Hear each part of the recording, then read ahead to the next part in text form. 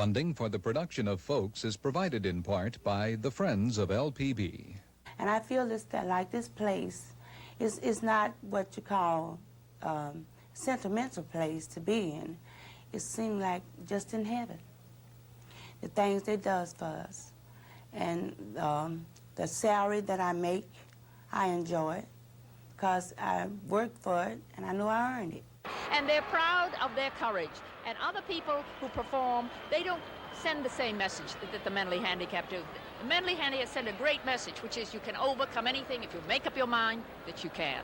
Hello, everyone. I'm Rob Hinton. And I'm Genevieve Stewart. Our program today will focus on some very special people, the mentally and physically handicapped. Many of us have misconceptions about their abilities and capabilities, but we're going to share with you some information on programs designed to make the handicapped more independent. We'll also take you to the State Special Olympic Games, which took place recently in Baton Rouge. That and more today on Folks. Everybody says folks. Just plain old folks.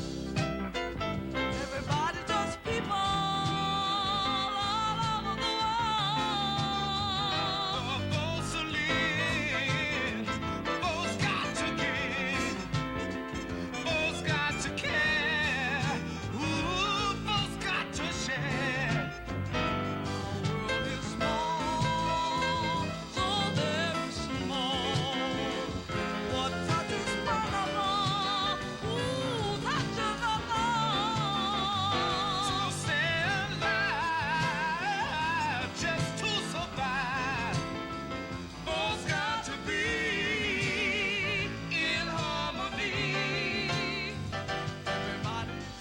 Everybody just folks. Just plain old folks. Just plain old folks. Everybody just folks. Everybody just folks. Just plain old folks. Just plain old folks. Everybody just folks.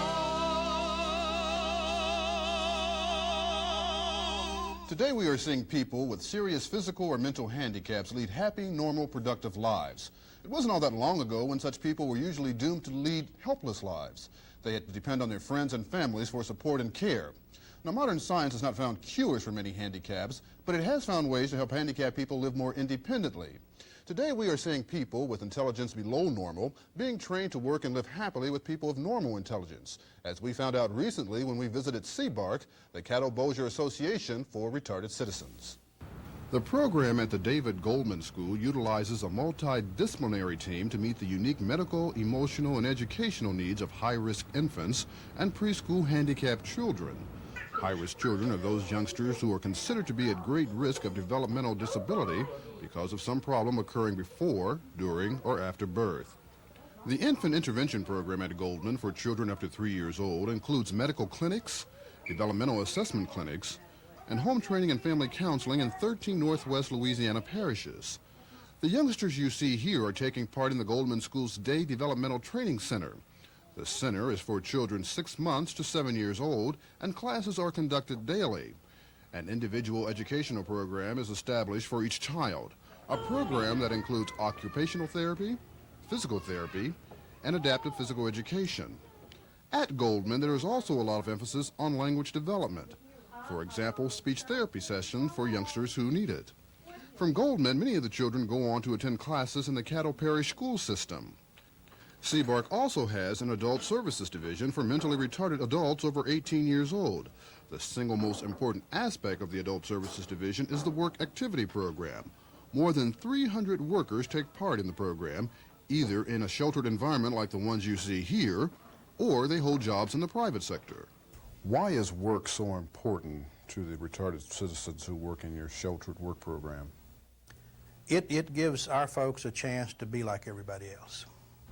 To mom and dad, they get a paycheck, an older brother or sister perhaps, they come home on payday and they have their paycheck. Well, our people have their paycheck too. And the message that they get from working and being paid for working is that, yeah, see, I too, I'm somebody, I'm important, I have a paycheck too. 37-year-old Mildred Welsh is one of the workers in the sheltered work program.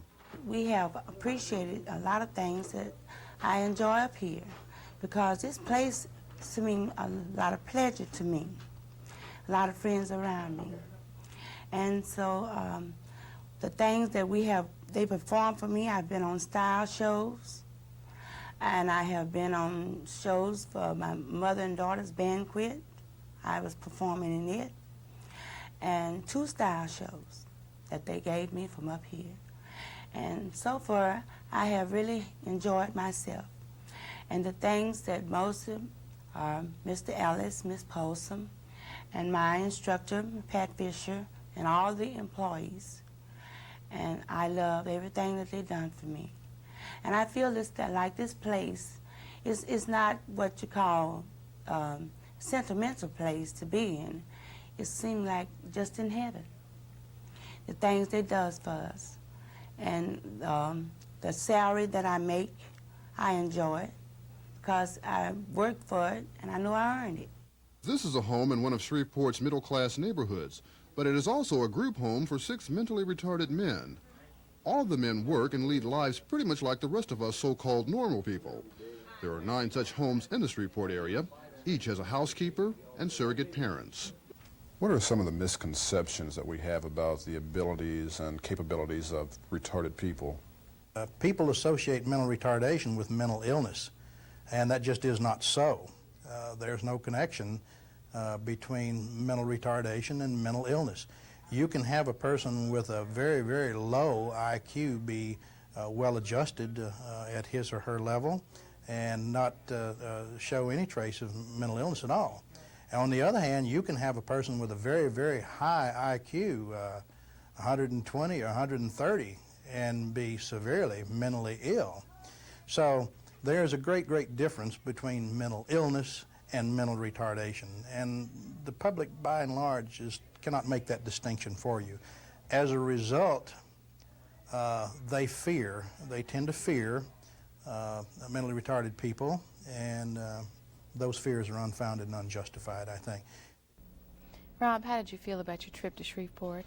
I had a real good time, Genevieve. It was really great to see the amount of enthusiasm that the people at both the workshop and the residential center had for life. Really had a good time. Well, I know how you feel because recently I also witnessed a great amount of joy and enthusiasm when more than 2,500 mentally and physically handicapped people gathered recently at LSU here in Baton Rouge for a very special event. Psychologists have always had difficulty in pinpointing what motivates people.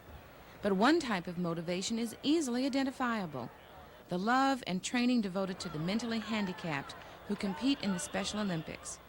It is this type of encouragement that motivates Special Olympians to succeed. They have shown the world that given the opportunity and proper motivation, their handicaps can be overcome. Welcome to the Louisiana State Special Olympic Games, where more than 2,500 mentally and physically handicapped athletes are here competing in over 14 different games. Eunice Kennedy Shriver was the motivating force behind the first International Special Olympic Games in 1968. The number of participants in that event has skyrocketed from 1,068 to currently over 4,000 from 50 countries around the world. Eunice Shriver was present at the recent Louisiana State Games and shared with us her observations on how the Olympics have progressed in the past 15 years.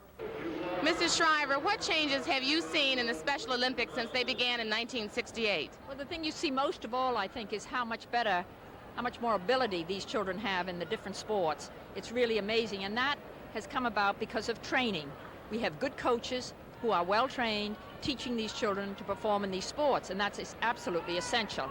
And so the times in terms of, say, the 50-meter or the mile run or the relays have all vastly improved.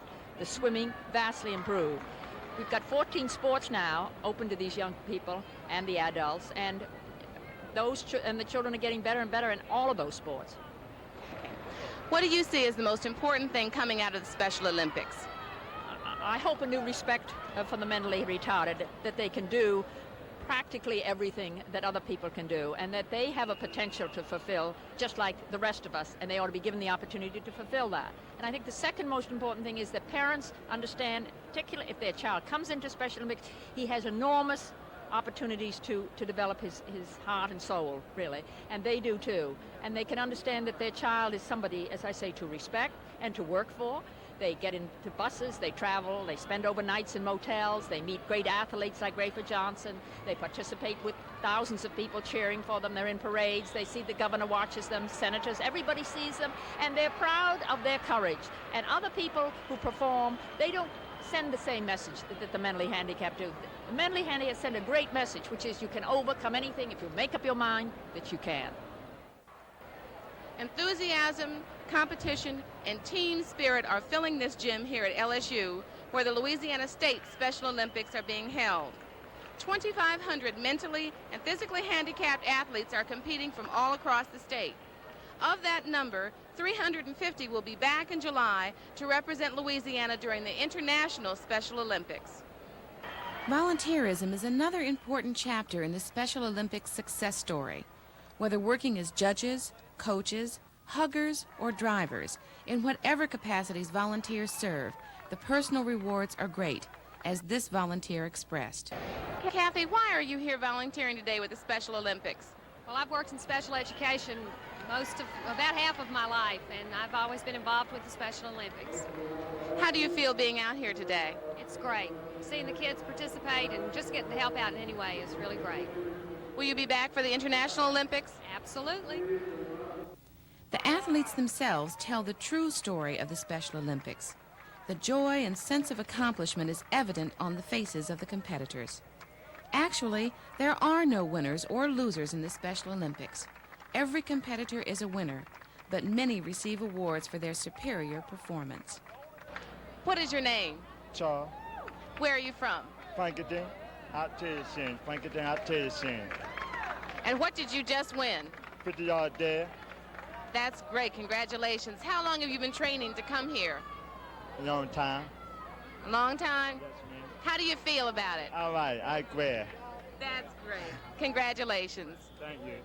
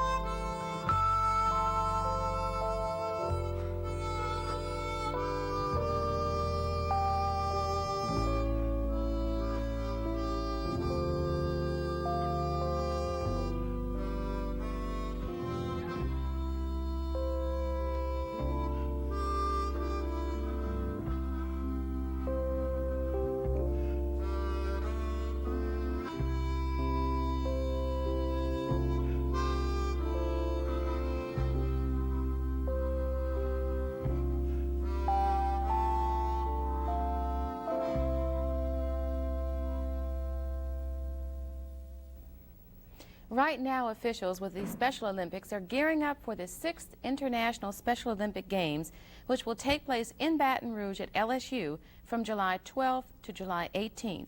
And they are still looking for volunteers to help out. If you're interested, you can contact the International Special Olympics Office by writing Post Office Box 1983, Baton Rouge 70893, or you can call area code 504-388-1983. More than 4,600 handicapped people from the 50 states and 50 countries will take part in the Games. To help us continue our discussion on the handicap today, we have Patsy Barrett from the Bureau for Handicapped People and David Richard from LARC, the Louisiana Association for Retarded Citizens. Welcome to folks. Thank you. Thank you. David, so often we hear terms that are, I think, almost overutilized, such as retarded, Down syndrome, slow learner. Exactly how do you define a mentally retarded person? A person who's mentally retarded, I don't want to get into the definition that the clinicians use. Basically someone who is functioning at a lower intellectual level than folks that we consider normal. And that's a very basic definition. I don't think we need to go any further. Patsy, exactly what function does the Bureau for Handicapped People perform? The Bureau is an advocacy agency with through the Department of Health and Human Resources, and we address statewide concerns as far as supplying information and referral. I work in the state, traveling the state, establishing local committees for the handicapped, volunteer committees that address needs on local levels. We develop and plan the governor's conference and state activities that bring handicapped people together from around the state. And that's sort of a capsule. You're a busy person. Yes. Let me address this question to the both of you. For many years, there's been a lot of stigma attached with being a handicapped person. How far have we come as far as reducing that stigma?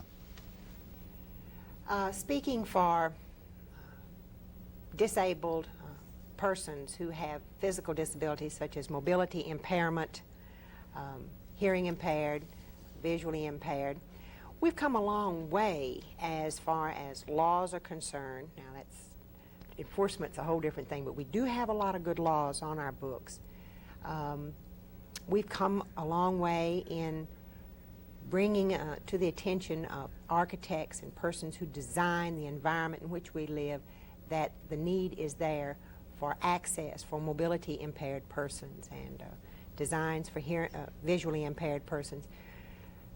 We have a long way to go in that the areas of attitudinal barriers have yet to be addressed. And right when you think you've made a breakthrough in one area to overcome an attitude that people might have in employment or something of that nature, then it crops up in another area and you see your job having to be done over again. Patsy, how do we break these barriers? How do we get through?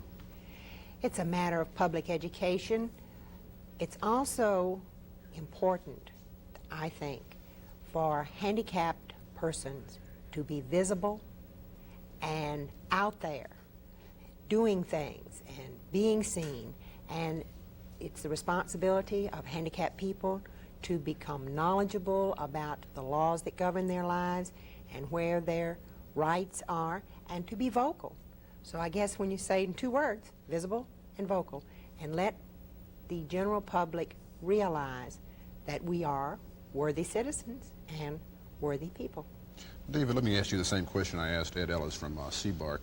Do a lot of us have misconceptions about the abilities and capabilities of the mentally retarded? Certainly. I think that goes back to Patsy's answer, as many folks believe that handicapped individuals aren't capable of doing certain things. We're finding out every day that people who are mentally retarded or other disabilities can do just about anything that we can with additional help and assistance. The attitudinal problems are the biggest thing that we have to overcome.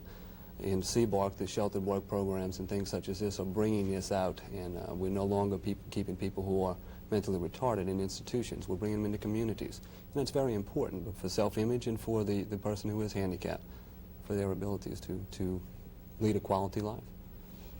Implementing some of the laws that are currently on the books are something that's concerning me.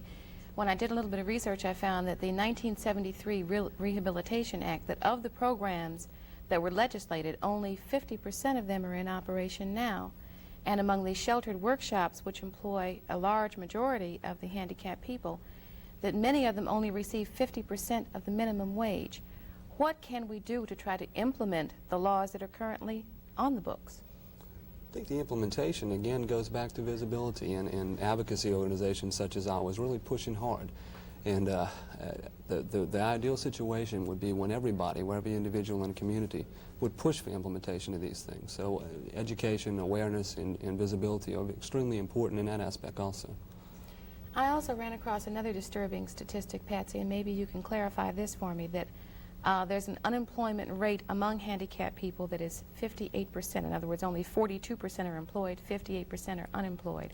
Is that because some are unemployable, or does this go back to discrimination in hiring? Some of it is that some folks are unemployable. They have such a multitude of disabilities, one on top of the other, that they simply are not employable. Another aspect of it is that attitudinal barriers of employers, potential employers, are such that they feel like, I just don't want to fool or cope with a handicapped person in my business. And of course, we're working very hard to change that attitude among potential employers. And there's another aspect, I think, that in all candor should be brought out, and that is that with the supplementary income and some of the governmental programs, that allow the person to draw some money every month and then have access to Medicare or Medicaid, that this is in fact a disincentive to encourage that person to go to work. That was another point that I did want to ask about, and that is the disincentives, that evidently many of the handicapped are eligible for rent subsidy, food stamps, Medicaid, Social Security, and as you said, once they become employed, they will lose these benefits, and that acts as a disincentive to employment. Is there any legislation currently that's being brought up that would possibly allow these people to go back to work and still receive benefits on some type of a sliding scale? It's being considered. I don't believe, David, that there's any legislation being introduced actively right now, but the pre-planning, because our legislators are aware that this is a problem, and it is a problem, and you really can't fault a disabled person who has the security of an insurance program or the monies that will be provided for them to hire attendant care to go to work in a lesser job that will not allow them to hire an attendant, and they are, to have an attendant is necessary to their daily living. So it's really a serious problem, and we hope that the legislators will address this eventually so that there can be a moderation of both put together. It's so important for persons who have a disability to work and to feel that they are in fact a first-class citizen and to receive the self-esteem that the benefit of having a job That's provides. what I wanted to ask both of you. How important is work to handicapped people, and as far as their self-worth and as far as bringing them into the mainstream of society? It's just as important as it is to you and I. And most folks feel when they're not working is a definite lowering of self-image, and same with a handicapped person. The misconception that we run into is that handicapped people don't have the same feelings as other folks do, and that's exactly what it is a misconception, because when you see that your friends and relatives all going off to work in the morning and coming back with a paycheck, if you happen to be handicapped in any way, then you're going to find that there's something wrong with me. That's going to be the feeling if I'm not doing the same thing. So that incentive and that to go to work is extremely important to anyone. So how important and how much education do you have to put forth to the private sector to get this all across to them? That's an important point. The private sector needs to be aware that people with handicaps can work and that they can be productive, and in many cases they can be a better employer than the person without a handicap. The incidences of folks that are handicapped not being good employers are probably run a little bit less than folks that aren't handicapped. It's a general range, but you're not taking an extreme chance by hiring someone who is handicapped. What type of employment are we talking about? We saw a little bit from Shreveport. For people who are mentally retarded, obviously the employment levels are not going to go to the range of, say, a doctor or an attorney, but they're a lot further along than just sheltered employment. They can certainly do jobs in janitorial services and in food services, and I think every day now we're finding we can go further along when people are mentally retarded. I would be, I guess, maybe not out of bounds in saying 5 to 10 years from now, we have no idea how far we can go, but if the technology and the things that we do in our training continue to progress, we should be able to have people working in jobs that just about anybody can handle. Yeah. With physically handicapped adults, those of us who are mobility impaired, it's difficult sometimes to convince an employer that to make them to modifications for access or the adaptations to the desk level and these kinds of things for a mobility impaired person to really get a good employee is worthwhile. And the government, through the President's Committee on Employment of the Handicapped, they have published many brochures that give understanding to employers, and that's one of the jobs that we do in the Bureau, is to see to it that as many employers as possible receive this information to help broaden their understanding and elevate their sensitivity. So many times we have people who have preconceived notions about handicapped people. This woman cannot be a receptionist or my secretary because she's blind. This man cannot be a lawyer because he's deaf. this person over here can't possibly be a school teacher because he or she is in a wheelchair. And these predetermined notions are some of the attitudinal barriers that I was talking about a while ago. Let me ask you, Patsy, how does Louisiana rank in terms of other states as being sensitive to the needs of the handicapped? Have we done anything in terms of independent housing facilities, in terms of creative vocational planning? I would say that we are not as advanced in Louisiana as some of the our eastern states, or for example California. But we in the South, when we do come around to that notion, then we really got it under control. But we are somewhat behind in Louisiana, but it's progressing. It's progressing.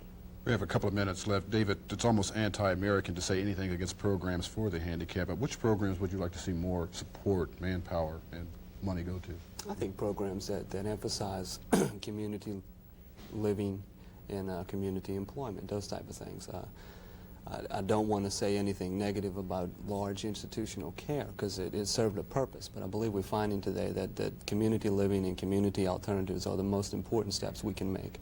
I wouldn't want to live in a large institution, and I don't think any one of us would here, and I don't see the reason why we need to have people with handicaps in those places. We can move them out in the community. It's a long process, but we need to start moving that way, and that's the most important thing, I think, for us now. You agree with that, Patsy? Yes, I would like to say, in addition to what Dave said, that I see the #1 problem in our state is the access to transportation, special transportation, for people especially who are mobility impaired. And it's just not there. It's a problem that we've been addressing a long time. We do not have solutions yet. Bits and pieces, but we've got a long way to go.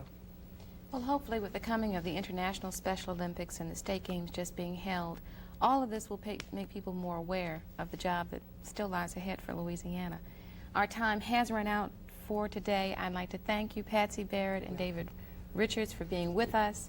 It's been very informative. Next week, folks will be moving to a new time period. That's right, Genevieve. Beginning June 5th, folks will be airing on Sundays 1/2 hour later at 5:30 p.m., preceded by Tony Brown's Journal, and we hope you'll join us then. So long.